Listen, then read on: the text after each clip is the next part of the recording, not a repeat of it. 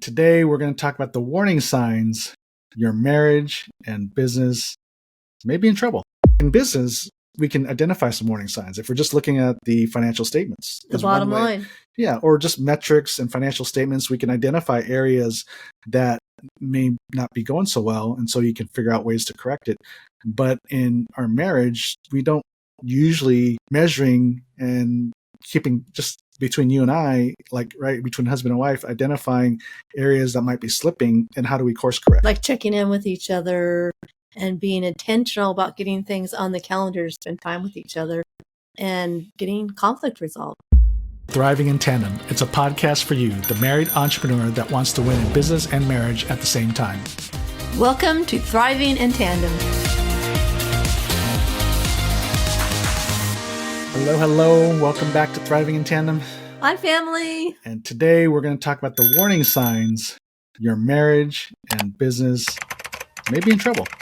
Uh-oh. And so this doesn't sound like a fun one, but it's all about preventive maintenance. Right, honey? Yes, how does the saying go? An ounce of preventive maintenance will go a long ways. Is that how it goes? Pretty much. You get the gist. So yeah, when it comes to business, we're always going to try and find something, we identify areas that can be failing or not doing as well. And usually a lot of it's measured by sales or profits and all that stuff. And we'll find ways to fix it. But when it comes to our marriage, we don't really assess how well or the health of our marriage. We don't have a score. We don't keep a score. We don't have any metrics that we measure and all that. So inevitably we would just go on and on and on. And our marriage could be going down the wrong path, but we don't know it because we really haven't identified really what great is, number one, right? Not about what good, but like great, and then figure out where we fall into it. And obviously it's very subjective too, as far as what's a healthy marriage. But, and so we ignore a lot of warning signs. Like in business, we can identify some warning signs if we're just looking at the financial statements. The bottom line. Yeah, or just metrics and financial statements. We can identify areas that may not be going so well, and so you can figure out ways to correct it. But in our marriage, we don't usually measuring and keeping just between you and I, like right between husband and wife, identifying areas that might be slipping and how do we course correct? Mm-hmm. Like checking in with each other and being intentional about getting things on the calendar, spend time with each other and getting conflict resolved. Yeah. So what happens is we just go on with life and life gets busier. More things get put on our plate and we pay less and less attention with each other, right? Like when we're dating, we carve out time. Oh my gosh, you used to spend hours on the phone with me. Now Hours. it's like, hours. It seemed like it. I'm like, we could just talk for days. And now if you're on the phone with me for a millisecond, you're like, gotta go. Well, honey, because I'm home with you and we spend hours together. I don't need to spend hours with you on the phone. When we're dating, we didn't live together. So the only one time we talked was... you didn't mind then. You're like, I could just that's spend the only forever time, with you. that's our only time that connect. So now we're connected all the time. I don't know if I call that connecting all the time just because we're talking. Well, you get it. So yes, I know what you're saying. I know my wife's giving me a hard time, and she's giving me I don't know if it's the passive aggressive way of saying it, but it's a little jab there. But anyways, we kind of, when we're dating, we carve out the time to spend time together. And of course, when we get married, we spend less and less of that intentional time together, right? So as some of our friends talk about, we got to start dating our wife again or dating our spouse again. I was so excited to hear that one. Yeah. So what we want to do today is really talk about those warning signs, those red flags that your marriage, and inevitably it impacts your business. One affects the other. So the health of your marriage is also going to kind of, in a lot of ways, dictate the health of your business. And so when we understand and recognize the warning signs and the red flags, that will help you course correct and sit down with your spouse and sit down together and say, hey, we're kind of going down the wrong path here, or it's not as good as we'd like it to be, or I'd like it to be. Can we do something different? Right. And I was going to do something, catchy for the title, like the top 5 warning signs your marriage and business is in trouble. But as I was making the list, there's a lot. So, and it's not to overwhelm you, but there's all these, as we go through this, you're going to say yes, yes, yes, yes, because these are things that are going on with each of our lives, including us. And so it's not that, you see the warning signs and we can fix it.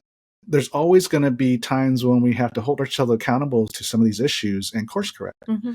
And so these are things, even for us, right? We have to question ourselves. Is this too much, or is this the right decision, or whatever, right? We have to be proactive and be in front of the issues that can negatively impact our marriage and our business. Well, and I think we also need to be present with it, because we can be in denial and just stuff things down like, oh, I don't want to deal with it. Not now. Mm-hmm. I don't want to know what's going on. And just let things keep running amok. Yeah, so let's start with the number one. I shouldn't number these things, but let's start with the first one that I wrote down as far as warning signs that you need to pay attention to. And all these you're going to see are pretty obvious, but we just didn't look at it as a warning sign. So the first one is you're busy. So everybody can raise their hand, mm-hmm. right? We can all say we're busy. And busy doing what? Busy doing what? And of course, whatever we're busy at, is it busy taking care of your relationship? Mm-hmm. Right? How much of that busy work is involved with being intentional about your relationship, connecting with your spouse, the kids, right? The answer is probably little to none. Mm-hmm. So which means, our schedule gets filled with busy work. And it could be business, it could be volunteer work. It could be all good things. Your spouse might have another career or another business. We were just interviewed by someone on the podcast, and they both have different businesses. The husband and wife has a different business. And so the busy part is the first warning sign. Mm-hmm. It's the most obvious one because we're all fall victim to it. And so the question has to be, is this too much, and how is it impacting our relationship? That's good. Because I remember somebody was saying the other day, we were having a conversation, and they're like, oh, I just can't say no, or I don't want to say no. So they say yes to all this stuff that has nothing to do really with the relationship of the family or their business. They just don't want to say no. Yeah, we got FOMO, fear of missing out. Well, that and they need me. They find their identity in it. Mm-hmm. And they're afraid they're going to hurt somebody's feelings. So their own family's taking a back seat, mm-hmm. and their business to you not wanting to say no of fear of hurting somebody else's feelings. Yeah. So that it kind of ties into, are you a yes person? Can you say no? And not saying no to your family. Right. So it seems like it's easy to say no mm-hmm. to family, to your spouse. Not now. I'm too busy. Right? So that busy word. Kids, I'm trying to get something done right now. I got to get this PTA done. Right. So that goes hand in hand. We're saying yes to busy work and saying no to family. And so we got to ask the question, how is this impacting our relationship? And this one's a tough one because we're going to rationalize and justify mm-hmm. the busyness, right? And you can do that all you want until the crap hits the fan. And next thing you know, you got to fix the relationship. Mm-hmm. And the business is the same way. If you're so busy doing busy work and you're not focused on the activities that grow the business, ultimately, even the business suffers too with busyness, right? So busy, we have to kind of reframe or change our mindset around this busyness and say, no, we got to make sure, number one, we're being intentional to say yes to our family, which means we're going to have to say no more times than we'd like to with different opportunities, mm-hmm. right? And so busy, that's the first warning sign, is you're busy. And so that's the first conversation you need to have with your spouse today is, how is this impacting our relationship? Mm-hmm. And let's fix this, or let's adjust how we live our life and our business. Because that's a choice, right? That we choose to live busy and have every minute filled up on our calendar. Yeah, but like you say, we have a fear of missing out on opportunity, and so we say yes to everything. Or we're flattered because, mm-hmm. again, it hits our identity, where our identity is tied to they what need we do. Me. Yeah, and I've fallen prey to that, right, Penny? You've gotten better. She won't say it. She's being nice on this for that. You've gotten better, I have to say. Yes, I have gotten better. I've been able to say no more frequently. to other things, so we can prioritize. And I think we all have to walk down this path to really identify where our breaking point is. Mm-hmm. And fortunately for me, I realized it a little bit sooner than later, sooner than before it really became detrimental to my own health, because we've seen clients, we've seen friends around us where they keep saying yes to the point it was actually detrimental to their health. Mm-hmm. Yes. And so definitely want you to really evaluate and stop justifying, stop rationalizing the business, and just take an honest look at this thing.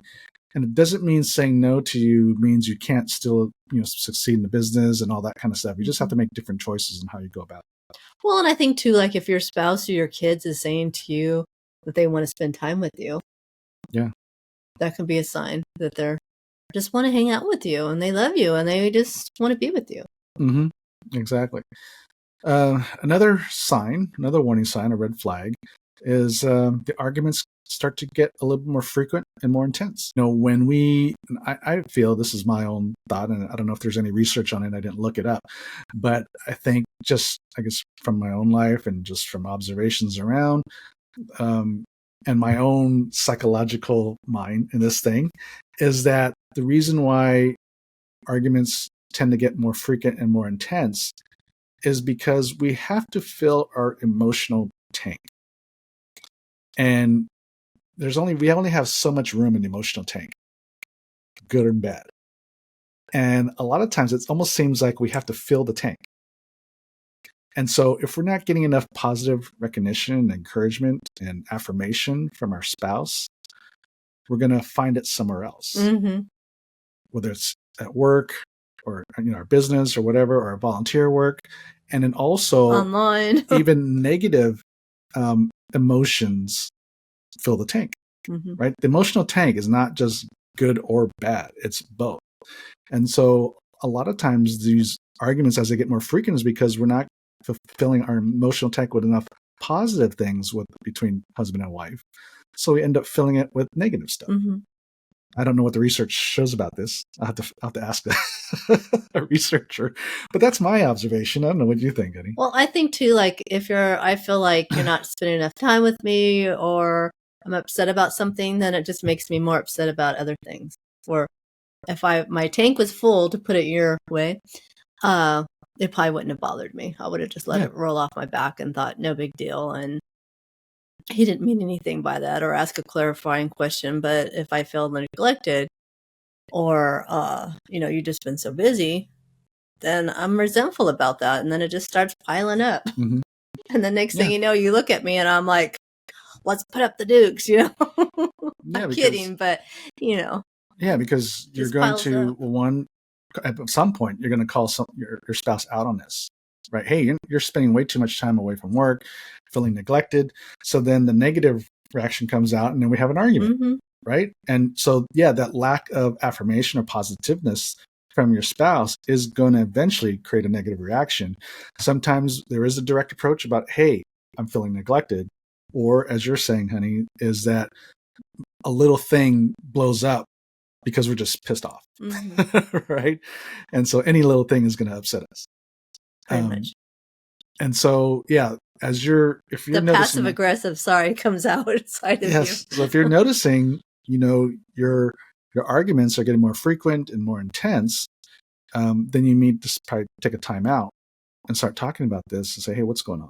And it probably means there's things in the past that you haven't resolved, and they're just starting to catch up. So that goes to, I don't know if you're reading ahead of my notes, honey, but it goes to, or, if not arguments or intense arguments, or you avoid the hot button issues, right? We go to avoidance. So it's either one way or the other. So either way, that's just a passive aggressive way of, having, negative reaction, negative emotion. So avoidance, if you're avoiding hot button issues, or just tend to avoid certain issues because you're tired of arguing about it, because you haven't been able to figure it out and come to agreement. Again, another warning sign, because the more of those things, as time goes on in our marriage, and if you haven't figured out a way to resolve one conflict, one issue, there's going to be another issue that you're going to find that you can't resolve. And so you get into a pattern of just pushing things under the rug. And the next thing you know, there's a big pile under the rug. And an explosion's about ready to erupt. Yeah, it goes from a speed bump to a wall. So, avoiding those hot button issues. So again, you have to take these are going to be hard conversations and hard things to think about, but they're real issues that avoidance eventually is going to come out, right? And usually not healthy ways or kind ways. Yeah, and I can just say, even from my own parents growing up, there's a lot of issues that eventually just started to avoid, and they stayed married to the day they both passed away. But what happened was they became more like roommates than they were husband and wife. And so, these hot button issues, how they affect a marriage, doesn't necessarily mean it's going to end in divorce. It may just be the fact that you're just living separate lives. Emotionally unavailable. And how fun is that? That would be so lonely. Yeah. And when you're working together or not, it is going to impact the business. Especially when you're working together, then you're just roommates and you're just doing it for the business. You're not going to be as effective as a husband-wife team. Husband and wife team, you're good because you have complementary gifts and skills, but you're also emotionally connected, and you both want the best for each other, and you both want to support each other. And your business is going to benefit a lot more than if you had just a traditional partnership in business, like people that are not married together, they're partners, and they can still do well. But there's something about a husband and wife team when they're together and working together that creates a lot more powerful synergy than a traditional partnership in business. Yeah, because if you're not getting along, everybody can feel it. I remember that you had a client that was a chiropractor one time. I mean, your employees don't want to be around you because they can feel the tension and the negative energy and the way you're talking to each other. The vendors are like, oh my gosh, don't want to deal with them either because, you're just no fun to be around. And I remember you were talking about the waiting room. Yeah, and let's be clear, it's not one of our current clients who's a chiropractor. No. In case they listened. No. It was one that actually didn't become a client. Okay, he wasn't a client, sorry. He had called me for some marketing help. And so I go there, it's a local chiropractor, and so went to his office, sat in the waiting room for him, and it was empty, and which wasn't too unusual. There's ebbs and flows, and I wasn't sure, maybe they just typically have the afternoon off or whatever, I don't know. But anyways, it was an empty waiting room. I sat there to wait for him, and then he came to the front counter and then called me into his office, and so we started chatting, and it was one of those things, and this sounds like a rabbit trail, but anyways, he was talking about how his, the business has been kind of slowly going downhill, and a lot of things he used to do marketing wise doesn't work anymore or whatever. And then he would talk about his ex-wife, who he felt sabotaged his business, especially once they got to a position of going to separate. And so he felt she sabotaged the business. I empathize with that, of course. And then as we kind of shifted back to business conversation, he would bring back his ex-wife and all the things she did to sabotage the business. And so this probably happened at least 3 times. And I think at the third time, I remember thinking to myself, I'm like, one, I don't know if I want to work with this guy. And we didn't end up. Because I don't want to hear this all the time. And it's really depressing. It's like, I can see the reason why his business wasn't doing as well, and what he was doing marketing wise wasn't working anymore, was because he didn't exude a whole lot of confidence and a lot of warmth, and I remember sitting in the waiting room, and I remember it feeling kind of odd. Like, it wasn't just because the waiting room was empty, because I sat in, like, even when I was in pharmaceutical sales, there's a period, every once in a while, I'm sitting in a waiting room for a doctor and the waiting room's empty, for different reasons. And I never felt odd about it. But this time I remember I just felt kind of odd. And so that kind of dawned on me that his negativity was really kind of exuding all over him. And so I told him, first I'm thinking, I say, I don't know if I want this job, this client. But number 2, I said, I don't know if I'm necessarily here to get a sale. I think, because I don't know what's going to happen. I just felt I need to be honest with what I saw or what I sensed. And I said, one of the issues, what I feel is reason why the things you did with marketing that used to work that don't work anymore, do you know why that's so? And he said, no. I said, because you really haven't forgiven your ex-wife and moved on. You keep talking about it here, and I can feel the negative energy. And inevitably, other people are going to feel it. If I feel it, other people are going to feel it. And I don't think I'm one of those sensitive people that pick up on negative energy all the time. I guess I kind of do. But I just could feel it, which means I know other people will be able to feel it. And I remember saying I felt it in the waiting room. And so it's just interesting how your personal life can come across to other people, even if you don't talk about it. So I even told him, I said, you don't have to mention your ex-wife to other people for people to feel that negative energy. They're just going to sense it. Well, I'm sure the coworkers can feel it. I mean, it's probably so thick there, you could cut it with a knife and you walk in through the front door. Yeah. And so, I guess that's kind of a long example of showing, even if you're not divorced from your spouse, but when there are some negative and ill feelings and stuff going on at home, it's going to exude itself in the business. And so really, address the issues. I just had a meeting, my monthly coffee with a group of young men that I mentor, young entrepreneurs that I mentor. This is one of the things I talked about this morning, in fact, was address the issue. Because if you don't, it's going to come out somewhere, sometime, and it's not going to be pretty. It's going to come back and bite you. And yeah you're right. It's going to be ugly. So another warning sign is less, and I think it goes back to more frequent arguments and intense arguments, is less sweet nothings and more to-dos. Right? We got more to-do lists than we have those sweet nothings that I love you, honey, and you're beautiful, you're gorgeous, right? Like I say to you every morning. Oh, yes, I love it. And I love it when you take out the trash. That's speaking romance to me all over the place. Yeah. So for some strange reason, me taking out the trash is sexy to her, but whatever. It's the little things, okay, guys? So yeah, this kind of goes to, filling the tank. Right. I think it's kind of the same thing. It's about filling the tank. We got to fill our spouse with positive affirmations, positive discussions, and less, and not so much about just stuff that we got to do and honeydews and maybe constructive criticism, whatever. Right. So we got to make sure we are doing what we did when we got married, or not married, when we were dating. Everything goes back to dating. So we talked about this before, how our differences attracted each other in the beginning, and it was cute, endearing, and then when we say I do, it becomes annoying. Yes. It pisses me off. Would you stop that? It's annoying. So we got to kind of sometimes just hit the reset button. I think we said this a client or two in the past. So you got to hit the reset button back to your dating years or your dating period, because your spouse is the same person. You hear conversations sometimes or talk sometimes about how your spouse has changed. Their spouse has changed, and now we're not as compatible anymore. We're drifting apart. We've changed. The reality is the person hasn't changed. Your DNA doesn't change. You really don't change. The only thing that changes is your attitude, and that's a lot of it based on what we're talking about, right? Less compliments, too much of the busyness, starting to live separate lives, and then we get more and more arguments and all that kind of stuff. So the reality is, your partner doesn't change, your spouse doesn't change, I don't change, right?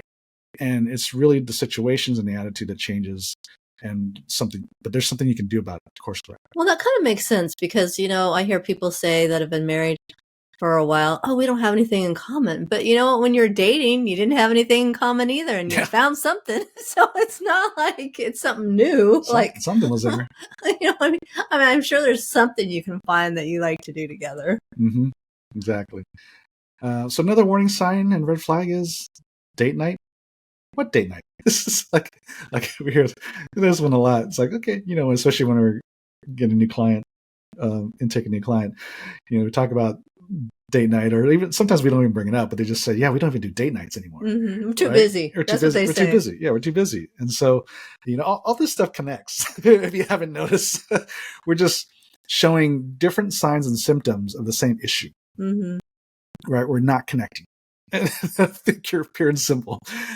So date night, what date night, right? I mean, these are things that, again, going back to our dating years, were you really less busy then when you're dating? I don't know if I was less busy, but I just couldn't wait to see you. Yeah. And even if you were less busy back then, if you were as busy back then as you are now, let's assume that you're not as busy back then, but let's say that you were just as busy then as you are now.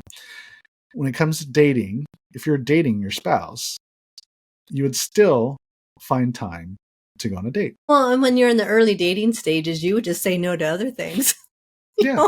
I saw this happen with my girlfriends all the time. I totally did not want to be this person, but they get a boyfriend and then you don't see them for months at a time. And then it didn't work out, and then they're calling you. I'm like, well, where have you been for 6 months? Oh, it didn't work out. So now they want to hang out with me again. You know what I mean? But when they had a boyfriend, they were nowhere to be found. Yeah, that happens. That happens with guys. I remember my old boss, and we could tell when she was dating or not. Because when she was dating, we didn't hear as much from her. At work. Well, because now, for those of you who don't know, I was in pharmaceutical sales for a long time, and I worked from home. My office was at home, so I didn't have a corporate office to go into. So I didn't really see my manager or coworkers a lot. It was only when we had meetings, and it was when we got together. So our contact was usually their phone or emails. Right, this is way before text and all that kind of stuff. But so, anyways, when she wasn't dating, we had all these assignments. We had more freaking conference calls and all this stuff. And then when she was dating, it'd go a little bit quiet. You're like, oh, this is nice. She must have a boyfriend. So I remember one time, I don't think she's dating again. We got to find her boyfriend. Set her up with somebody. Yeah, exactly. So she's got too much time on her hands. So that was the inside joke. We're like, oh, Kathy's not dating again. Oh, like, oh, she broke up with Ernesto again. That was, towards the end of my career with them. That's when she had this on again, off again romance, right? And, you know this, and so we're always like, oh crap, she broke up with Ernesto again. So, anyways, so yeah, date nights. We got to schedule those things in, which goes into the next issue: is your calendar is full of things not related to building a relationship. So if we look at our calendar, right, it's going to be full of stuff. How much of it is building on things, activities that would help strengthen and build your relationship? Just really be able to connect with your spouse. And building a stronger, healthier marriage. Mm-hmm. Because we all need tune-ups. We all need, like we were talking about not being able to resolve conflict. You know what? Sometimes we just need to get some help, you guys. There's nothing wrong with that. Yeah, exactly. They have marriage conferences all the time. There's all different types of things you can go to. We went to a marriage conference not too long ago. A retreat? Yeah, a retreat. Thank you. Mm-hmm. And we had a great time. It was nice to reconnect. Yeah, we've had some good time to, there was some, obviously a little bit of programming in the morning and then after lunch, maybe one extra session, and then we had the afternoon off and really most of the evening. And it was at this lake in Wisconsin that took 2.5 hours to drive to once you land at the airport in Minneapolis. Beautiful house. But yeah, it was a gorgeous house. And it's built for a retreat right on the lake. I got the dock and all the tools and all the sports equipment and all that stuff, the boat, jet skis. And so, yeah, that was a great time of refreshing to get away. There's some activities that are like a good tune up for your marriage. But then also you're there to just relax and enjoy each other. So that's, you gotta do those things. And, we've been contemplating hosting a retreat ourselves. And so, it was really fun. It's just, anyways, great way to go to a marriage seminar conference without having to just be sitting and, exposing how crappy our relationship is and work on it and strengthen it, which is the good thing about it. But anyways, all I'd say is, getting away is so important, and, doing it while you're intentionally working your marriage, your relationship is that much better, right? So when was the last time you and your spouse went and had fun and just laughed and enjoyed each other and had a good time? Yeah. So, we're going to end it. This note is look at your calendars and then start to put in and carve out and block out time to connect on a regular basis, daily, at least for a few minutes. We're very intentional. This is a block time, protect that time. And then weekly, and then monthly, quarterly, yearly, right? scheduling little getaways, even if it's just driving for the afternoon or something like that. But then once a year at least, have that vacation. Even if you can't afford to go away, just carve out a week or so just to have a staycation and just disconnect. Go to the beach for the day. Disconnect if they have a beach. Yeah, or the mountains. Well, whatever they love to do. Get away from. Be around the beach or mountain. I know, but I said whatever they love to do. I got it. He's giving me a hard time, you guys. You didn't notice. Well, because we live by a beach, so it's easy to say go to the beach. Okay, whatever you love to do, go have fun doing it. Yeah. Calendar. Get in your calendar and just start to carve out and block time. I just heard recently to always have some kind of other trip or vacation planned. Mm-hmm. You're good about that. I'm not. That's not really on my radar. I don't think that way, but you're good about that. Because you're not the planner. No, I'm the spontaneous. I'm the fun one, if you didn't notice. The spontaneous one. But sometimes vacation won't happen. Vacation won't happen. How we're opposites, but I love his planning ability because it wouldn't happen. Going anywhere. We'd be talking about vacations a lot. Yeah, exactly. In fact, just before we got on the call, right? Yes. I confirmed our trip to Maui and Oahu. And I really appreciate that about you. I know you enjoy it. I enjoy it too. So anyways, those are some of the warning signs and the red flags that your marriage and business is going down the wrong path. Mm-hmm. And these are all things I know you probably nodded your head and said yes to, because it's happened to us, right? We put this list not because I had to do Google research, right? Or Chat GPT. It's just stuff that came off the top of my head based on what we've done. It's us. And also these are common issues. We've been doing this for 6 years, helping married entrepreneurs just like you. And these are just the recurring themes, right? These are just common issues that impact all of us. And these are just natural progressions of life. And so it's just like the natural progression of life are basically the warning sign that you're going down the wrong path. These are what happens to most marriages.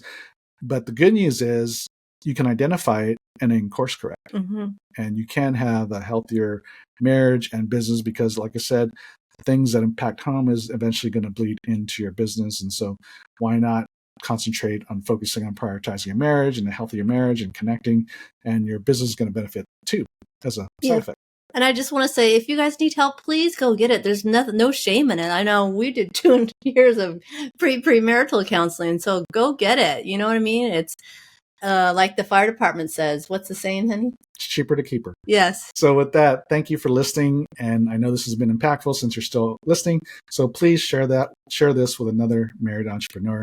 And go ahead and go to marriedentrepreneur.co, and there's a free gift, a free download for better balance. So get that.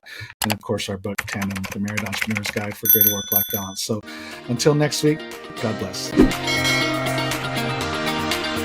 Thank you for listening to the Thriving in Tandem podcast. Please visit our website, marriedentrepreneur.co, for a variety of free resources to help your marriage and business succeed.